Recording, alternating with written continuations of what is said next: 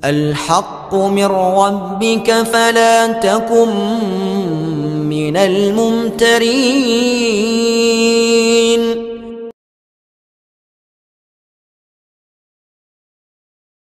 Dukun dakwah Al-Haqqu TV, pembangunan asrama, panti asuhan dan pondok pesantren Al-Haqqu, serta pembangunan Masjid Islamic Center Al-Haqqu. Salurkan donasi Anda melalui Bank Syariah Indonesia dengan nomor rekening 7726170370 dengan kode bank 451 atas nama Muhammad Rais, pengasuh panti asuhan dan pondok pesantren Al-Haqqu.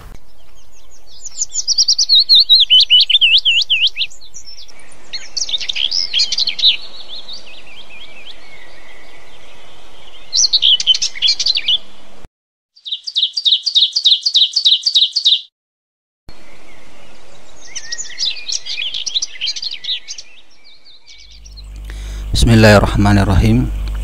Assalamualaikum warahmatullahi wabarakatuh. Alhamdulillahi rabbil alamin.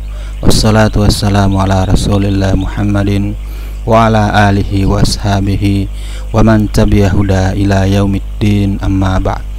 Para sobat Al-Haqqu TV dimanapun Anda berada, alhamdulillah kita bersua kembali dalam rangka melanjutkan kajian Kamus Al-Quran, rujukan lengkap kosakata dalam Al-Quran. Kali ini kita telah sampai pada kosakata yang ke-245, yaitu dabbah. Lafadz ini berasal dari kata atau dari lafadz dabbah. Jamaknya adalah dawab, digunakan untuk muzakkar yaitu jenis laki-laki dan muannas jenis perempuan, dan atta adalah isyarat untuk menunjukkan mufrad atau tunggal atau satu.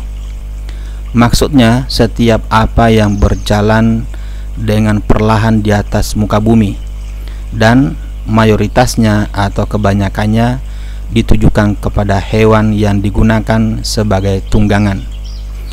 Al-Kafawi berkata, ia atau dabbah bermaksud setiap yang berjalan di muka bumi secara umum dan ke atas kuda.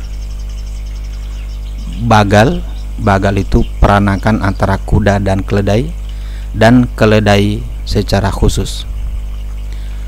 Lafadz dabbah disebut sebanyak 14 kali di dalam Al-Quran, yaitu dalam surah Al-Baqarah surah yang kedua ayat 164, Al-An'am surah 6 ayat 38, surah Hud surah 11 ayat 6 dan ayat 58, An-Nahl surah 16 ayat 49 dan 61, An-Nur surah 24 ayat 45, An-Naml surah 27 ayat 82, Al-Ankabut surah 29 ayat 60, Luqman surah 31 ayat 10. Kemudian surah Saba surah 34 ayat 14, surah Fatih surah 35 ayat 45, Asy-Syura surah 42 ayat 29 dan Al-Jasiyah surah 45 ayat 4. Al-Qurtubi berkata, dabbah bermaksud merangkum keseluruhan hewan. Sedangkan Asy-Syaukani berkata, ia bermakna setiap hewan yang berjalan di muka bumi.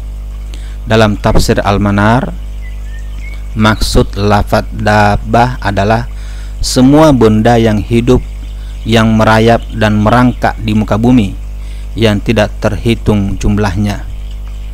At-Tabari berpendapat lafadz dabbah bermakna nama untuk setiap yang memiliki roh, yang berjalan atau merangkak di atas bumi selain burung.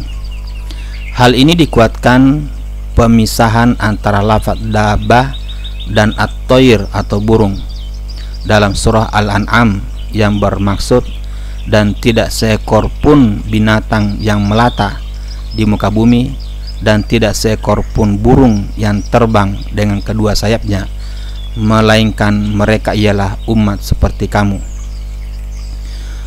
Syekh Muhammad Ali As-Sabuni berkata, Adabah dalam ayat ini bermakna hewan yang melata di muka bumi dan burung yang terbang di udara.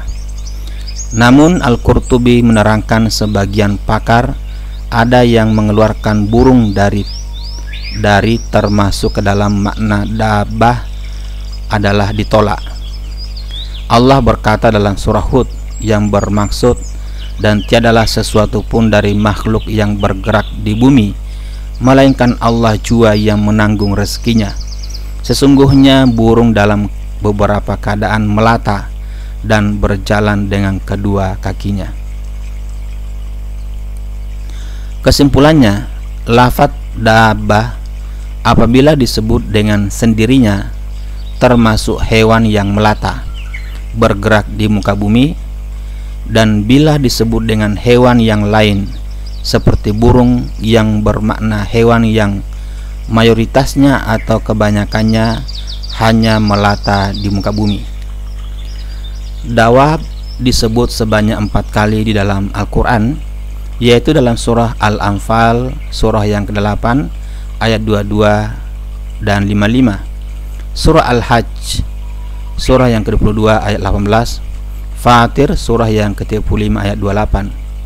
Lafaz dalam bentuk jamak ini mengandung 2 makna. Pertama, lafaz ini adalah kiasan untuk orang kafir, dan makna itu terdapat dalam surah Al-Anfal. Ibnu Katsir berkata, sesungguhnya sehina-hina hewan di muka bumi adalah mereka yang kufur dan tidak beriman, di mana setiap kali mereka membuat perjanjian, mereka mengingkarinya, dan setiap kali mereka diyakinkan dengan keimanan, mereka melanggar dan merusakkannya. Mereka adalah makhluk yang paling jahat dan hina, karena setiap binatang dan lainnya tunduk dan taat kepada Allah, padahal Dia menciptakannya untuk mereka, sedangkan mereka dicipta untuk beribadah kepadanya, namun mereka kufur. Oleh karena itu mereka disamakan dengan binatang. Allah SWT berkata, dan bandingan orang yang menyeru orang kafir yang tidak mau beriman itu samalah seperti orang yang berteriak memanggil binatang yang tidak dapat memahami selain dari hanya mendengar suara panggilan saja. Dalam ayat yang lain yang bermaksud mereka itu seperti binatang ternak, bahkan mereka lebih hina.